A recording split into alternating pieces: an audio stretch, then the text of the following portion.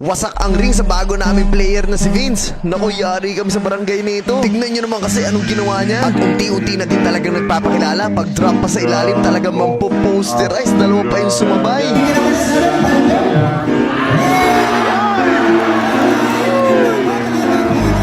At nang bumangga sa ilalim, ay ito naging reaksyon ng kakampi ng kalaban.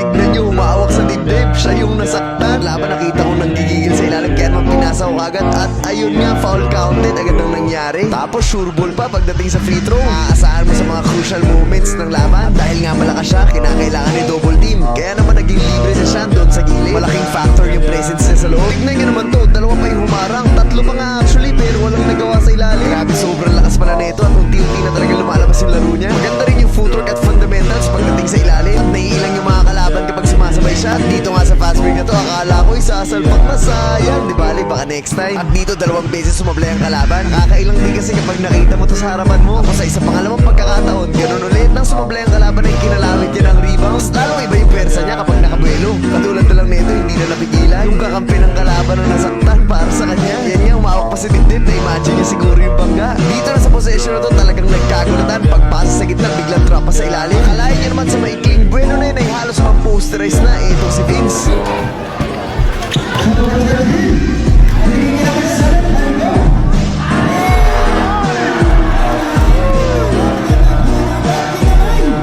Maganda rin yung tandem nila ni Sean. Pagkatapos butasin yung depensa, bigla lang itadrapa sa ilalim. At dito foul counted na naman. Ang ganda ng balanse. Napakahigpit din dun dumipensa. Dito double team at nakuha niya yung bola. Nakakatakot pag tinamaan ka ng wasiwas. Pagkatapos ng laban ay halos wasakin niya ang ring dito sa pinaglalaroan namin. Tignan niyo naman o yukong-yuko na.